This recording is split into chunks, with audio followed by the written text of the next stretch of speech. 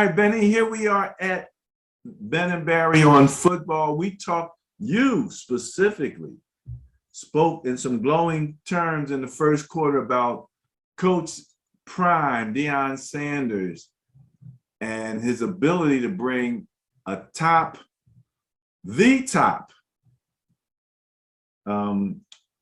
high school football recruit to Jackson State University, a coup over Florida State. Isn't that where Deion went? Was that where Deion went? Yeah, how about that? Yeah. Man. So this article came out and I wanted to share it. The HBCU football program winning is having a big impact on the city that is predominantly African-American, is what they're saying at the HBCU Game Day website. Deion Sanders and Jackson State University are credited with a $30 million economic impact. Wow. On the city of Jackson. Wow. So, yeah, Coach Prime is doing it at economic levels. Ain't, we'll move on unless you got something else on that. I just wanted to give him his kudos. I mean, I don't know who watches our show. I mean, I know a lot of the people that watch our show, but let's just think about way back when Neon Deion, Prime Time, Jerry Curl, earrings, jewelry, must be the money videos. People laughed at him, said he was a clown. Now, great career, Hall of Fame, head coach, and this is huge. $30 million impact on the city of Jackson, Mississippi. One guy. It's amazing. Yeah, hey, that is what one guy can do. That is what one guy can do, especially when you're prime time. And I'm trying to think here. I don't know if we have this article. I don't want to say it if we don't have it. So I'm going to hold it. If we don't have it, remind me. I want to say one last thing about Jackson State, okay? Okay. Oh, gee. This guy. My man, Michael Strahan. Hey, let me tell you something, man. Michael Strahan said he knows if he don't have any friends anywhere else, he got 5 new friends for sure. And these people absolutely loved and adored Michael Strahan. Even though the one guy did say he thought Michael got a little scared at one particular point in that takeoff, but he was in the throes of it. They was shooting up in the air when that happened. But beyond that, Michael handled it pretty well. Handled it pretty well, They didn't have to change any pants when he got back. So, so I got to give it to him, man. That's a hell of a. That takes a hell of a nerve. It does. Those other people. I would have had me a spare pair of pants.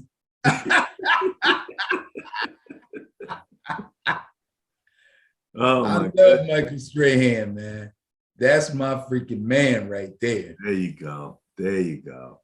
Like I told you, he represents the first NFL team in space. So, you guys will hold that title in infamy.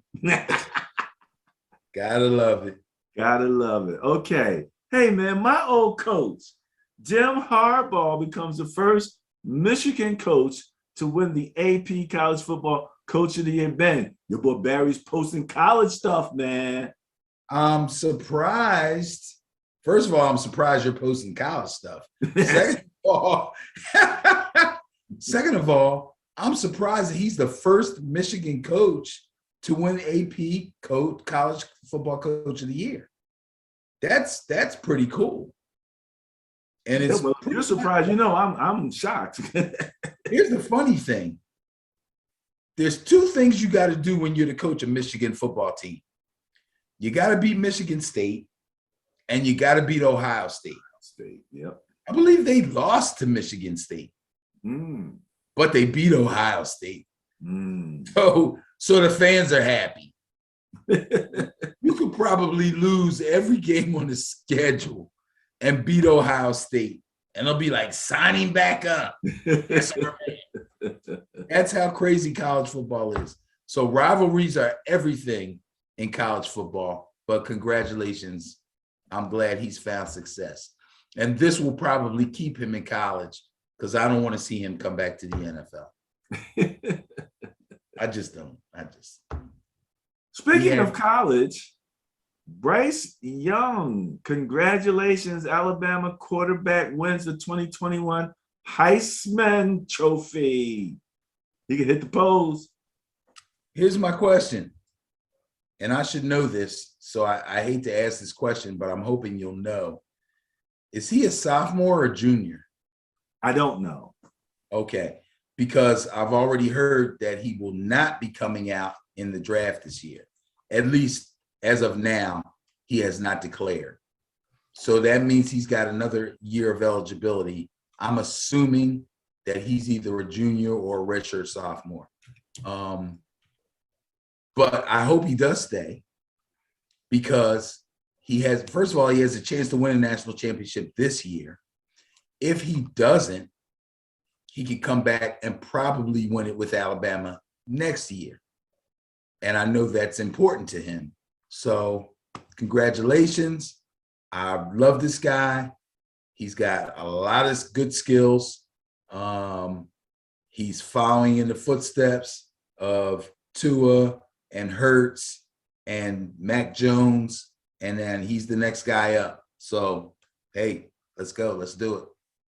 Quick search comes up saying Young is only a sophomore, meaning he will have to come back to college football for at least one more season. Yes. Before he can leave to enter the NFL draft in 2023 at the earliest. Right. He has to play his junior season before he can go. So he's one of two Heisman finalists who are not eligible. I don't know who the other guy was, but apparently there's another sophomore or freshman out there who was a finalist. So anyway, Bryce Young, congratulations. Wanted to make sure, hey, I'm on a college football roll here. All right, we talked about this, and I said I was going to talk about it because, you know, interesting. We talked about the Raiders. You said the Raiders were kind of a mess. You know, they've had so much dysfunction at all different levels, at the coaching level, at the wide receiver level. And then when they beat the Chiefs, I guess last season, they decided to drive around the stadium. They did a victory lap. Circled the stadium. They did a victory lap, yes, in their bus. Lap on them. And then in this particular game, someone had the bright idea to go and meet as a team out on their logo. Bro. Now, this is not what championship teams do. What championship teams do is they don't say much, but they go out and they beat the pants off the other team, which is what the Chiefs did. And the Chiefs aren't even saying, for the most part, they're like, oh, is that what they did that? Really? I'm glad we won.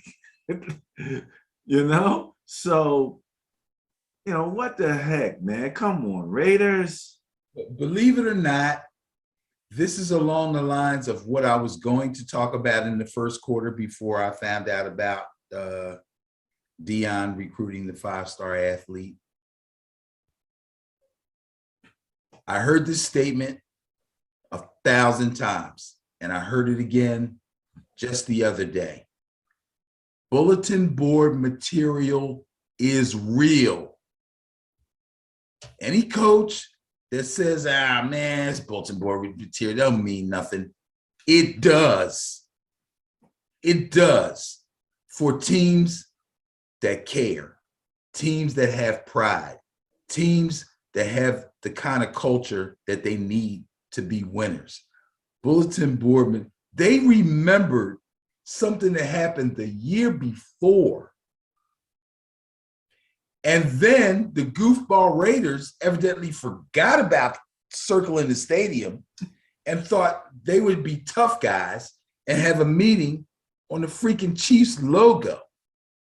The Chiefs are already fired up about something that happened the year before, a whole year before. And then you're going to meet on their logo? Are you kidding me? And Ben, let me say this, in the current state of disc jockeying, beyond what you and I did way back in the day, these disc jockeys are connected to the internet. They can pull up any song they want at a moment's notice. Yep. And the wheels on the bus go round and round was in vogue as the Raiders were rolling off into the sunset, having been thoroughly spanked. So in case y'all didn't remember what y'all did, let us remind you what you did. Oh my God. As you leave, because there won't be no victory laps this time. Just get on the bus and get the freak out of here. All right. All right, Benny, next up, again, we're at the Ben and Barry on Football page.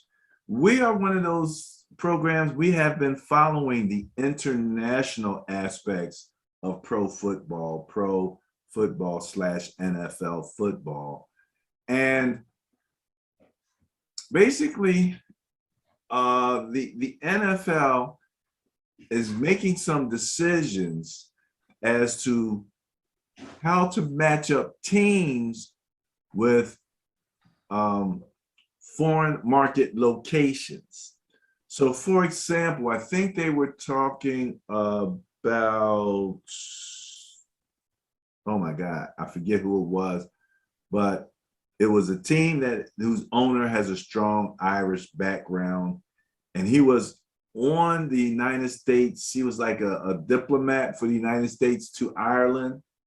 So they're saying, yeah, I know who that is. It'll come to me. Yeah, it's in the article, but they were saying that, you know, it would be a natural connection for that team to have, you know, to take Ireland as their home location. So they're trying to expand the team's fan reach to a particular location. Some teams have a affinity or have a lot of teams for, I think the Cowboys are followed by a lot of people from Mexico. According to the 2020 survey, Brazil has the most international NFL fans at 63.7 million, followed by Mexico, then China and Germany. Okay. So these are all American football markets that the NFL is trying to figure out how to reach out to. As they should. Okay? As they should.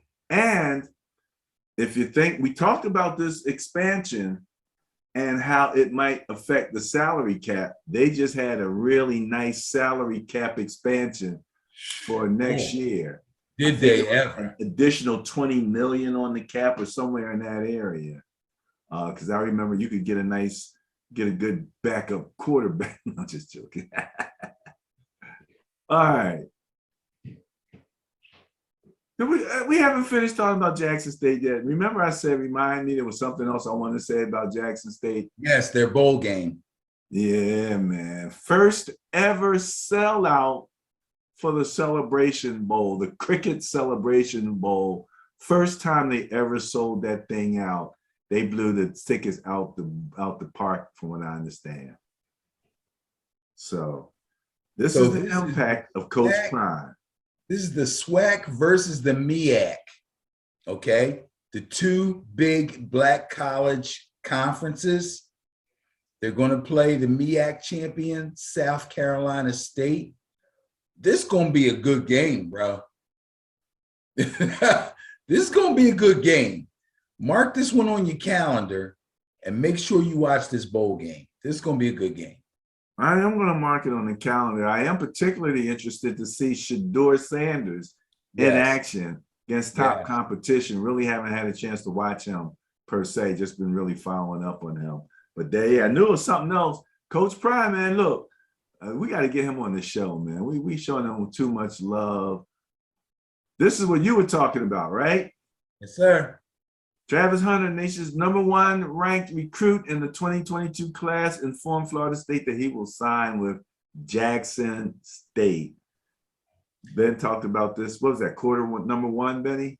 This guy spurned a Power 5 conference, D1 school, to go to an HBCU. This is the first of many, ladies and gentlemen. Wait and see. Well, Ben, I remember because I did go to an HBCU school. And from what I understand, if you went there for any length of time, you can call yourself an alumnus. So I can say I'm an alumnus of Florida A&M University. And I remember people discussing 20, 30, 40 years ago, it was almost like brain drain. It was like talent drain. It wouldn't, the talent went to the big schools, right. I mean? It was like a talent drain. Right. And so that was the issue. And, to see that start to reverse, for somebody like maybe the younger people who didn't recognize what it was like all of those years, for HBCU school, to now be able to get some prime time going, it's big. And you and I, having watched all of that and having lived through that, might have an extra appreciation for what prime is doing. Absolutely. Like you said, that's huge right there. Yep. All right. Congrats to the city of Las Vegas. They have officially been awarded the 2024 Super Bowl by NFL owners. I understand that they were looking at going to New Orleans, but it conflicted with Mardi Gras, and nothing conflicts with Mardi Gras. Nothing conflicts with Mardi Gras, but they couldn't have picked another better place. I mean, what's it called? Allegiant, right? Allegiant Stadium. Beautiful. I don't know what's better between that one and SoFi. These new stadiums are just. Yeah, SoFi's in LA. So I think this is Allegiant Stadium, and it's a magnificent stadium. They got the big boards that you can't miss anything. This is a beautiful place, perfect place to have a Super Bowl. That's going to be great. That's going to be great. I mean, the only thing was going to happen is it get too hot for the most part. You know what I mean? Yeah, but I think they got a roof. Yeah, you know what I'm saying? I mean, it's Vegas. They're used to the heat, and they got, once you go inside, sometimes you never have to come back out. Yeah, they'll close the top and they'll make it 70 degrees and it'll be perfect. Yeah, I mean, it's a beautiful place. I was trying to see real quickly if I could find them, just to confirm the name of that stadium. But you said you were going to memorize all of those stadiums, didn't you? Yeah, I used to know them all, but now they've all changed. They all got corporate names now, but I'm pretty sure that's Allegiant. Well, somebody just changed their name. Allegiant or Allegiant. Change who? The name of their stadium to crypto.com stadium or something. Oh God. I think it was the Lakers, as a matter of fact. Yeah, probably. Who the hell? So anyway, congratulations. Yes, Allegiant Stadium. You're absolutely right, Ben. Okay. To the Raiders on that. Ben, the number has gone up from 100, from what I understand. I just looked up something on here, and they were talking about the Raiders or somebody just had another like 8 people added to the COVID list or something. We've talked about COVID. I've been very conservative. I believe that people act like a switch was going to happen, when the vaccinations came out and everything was going to be hunky-dory and it was just going to stop. No, it doesn't work that way. And so everybody's actions, I believe, have lengthened the whole COVID experience. It's not going to be over in 2021, and it's going to last into 2022 at least. So we all might as well relax. But, The NFL now is looking at their COVID policies, their protocols per se. I was really interested. I listened to their doctor, and their doctor basically is under the opinion, and he said that testing doesn't stop the spread, because the NFL union wants testing every day. And then they have these couple different testing protocols for people that are vaccinated versus not vaccinated. They've done a lot of study. They probably have more data than anybody else. But common sense said once the breakthroughs happen and you realize that with the Delta variant, you could be vaccinated and be positive. I was so interested. The PFF got the attorney on Pro Football Focus. It's like he wants them to play if they're testing positive, but yet they're they're asymptomatic, because he doesn't think it can be transmitted on a football field. And he might have some statistical evidence or a lack of evidence that it is being transmitted. And I think that's more it, but I think that you err on the side of safety there. And that's what I think they're kind of doing. They do have a lot of other things that they do. They do test. That is one thing. But I would favor the daily test.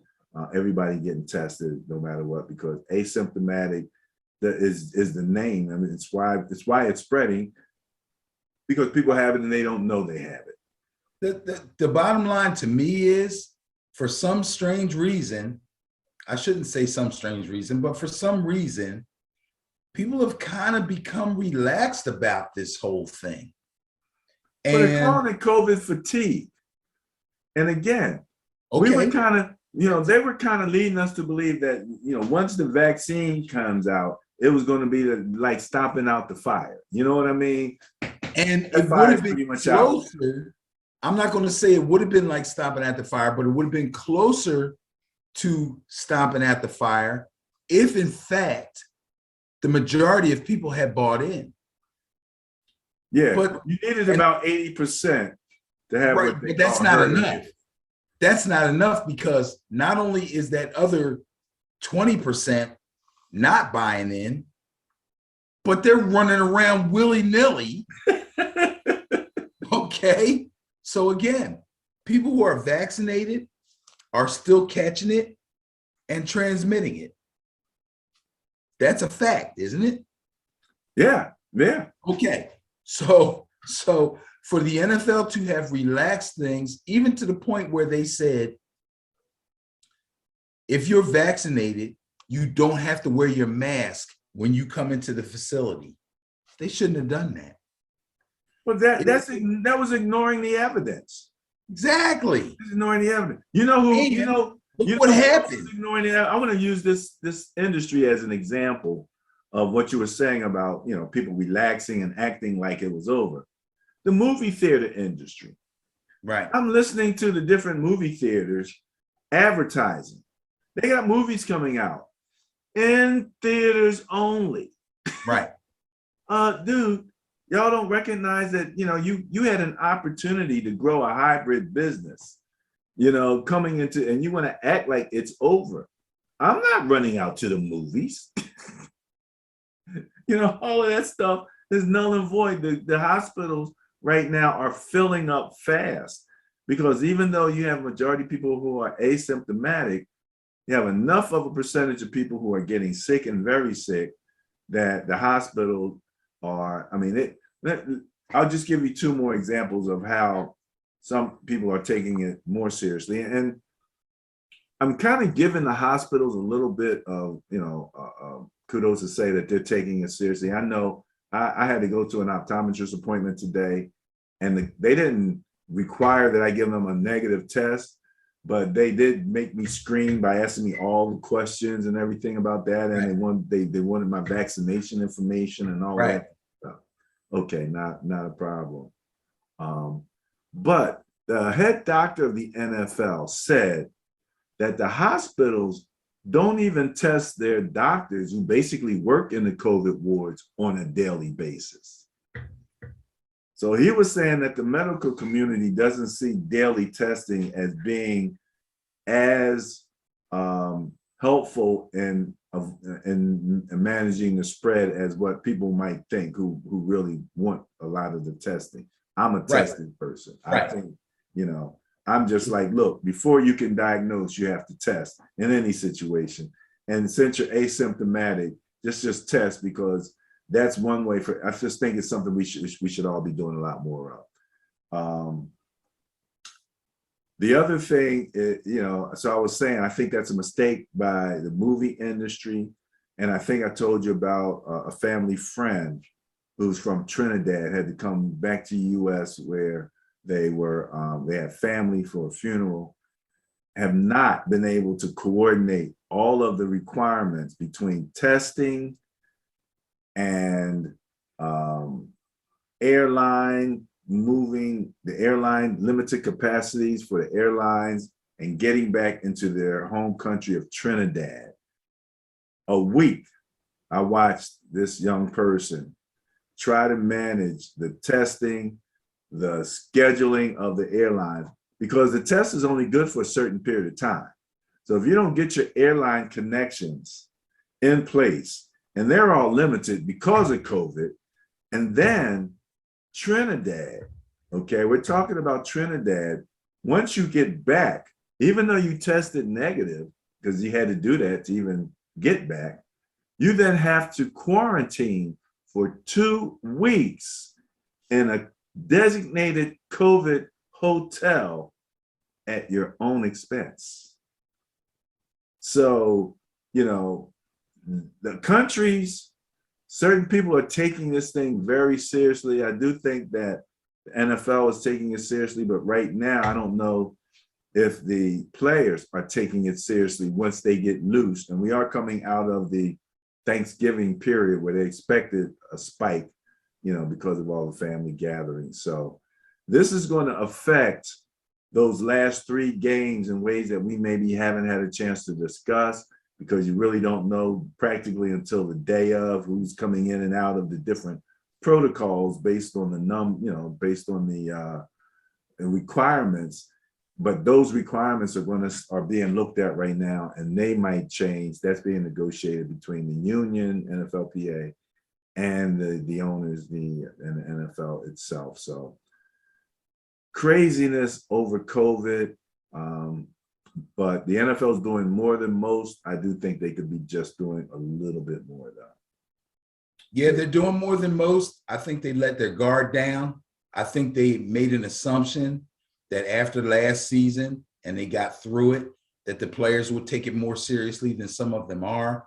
And the few changes that they made as far as testing between vaccinated and unvaccinated players, and the rules that applied to each one as far as the number of days of quarantines and whether or not they have to wear a mask in the facility, they let their guard down and allowed players to screw up and throw them into a tizzy now.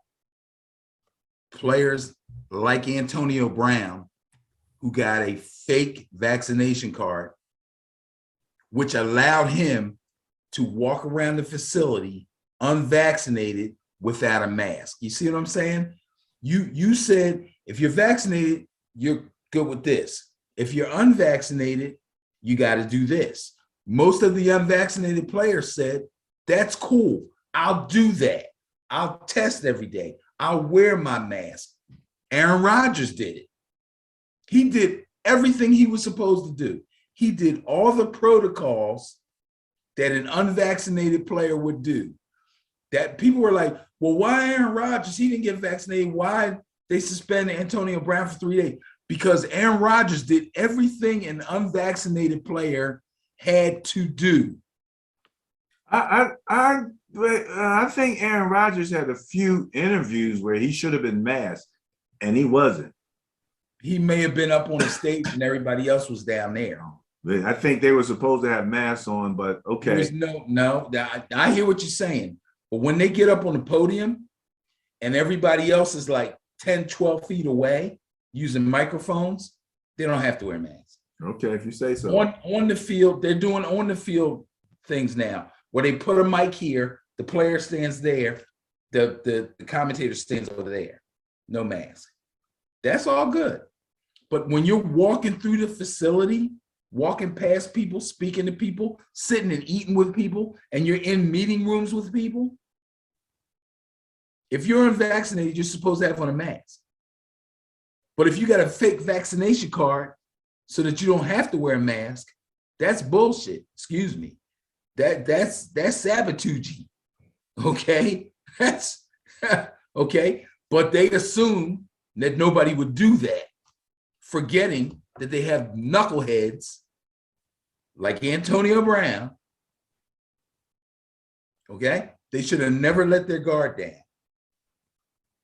But that's all I got to say about that. I will say this much: the doctor for the NFL said about in their studies that the booster. He said that the people who were vaccinated, when they were testing them, I guess they were testing for antibodies and things of that nature.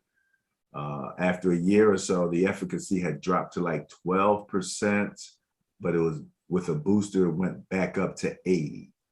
Now, again, efficacy to keeping you from dying and having a serious illness, and that's it. Right.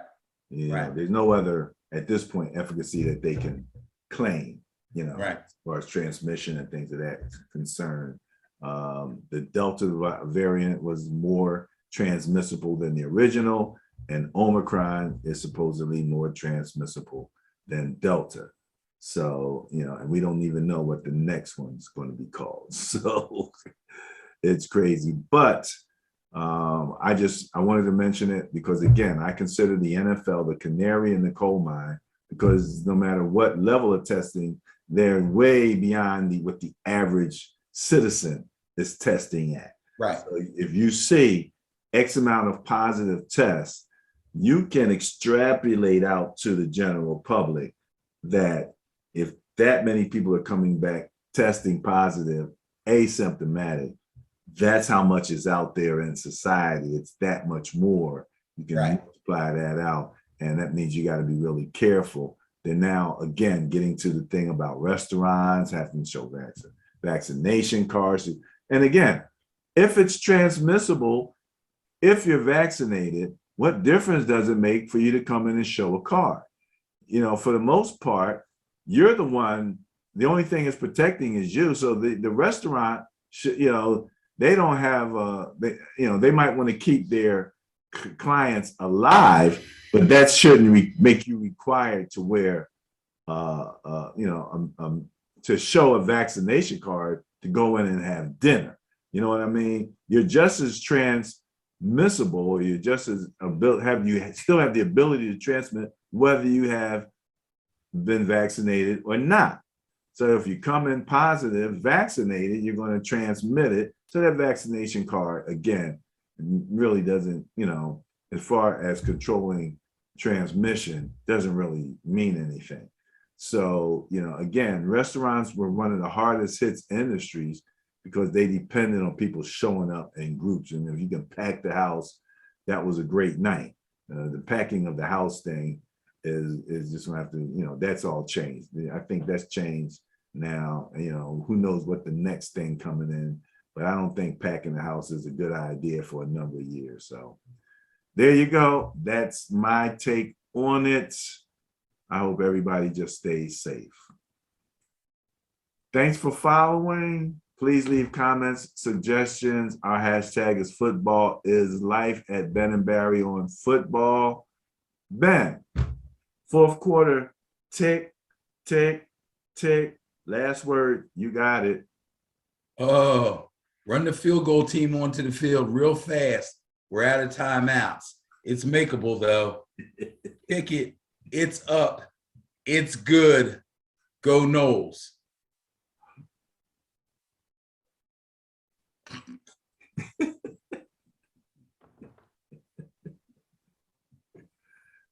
Oh my goodness. Your face is like, you're like, you couldn't wait to hear what I was going to say, could you? I couldn't. I'm rapt attention, waiting to hear what comes out next. Oh, God.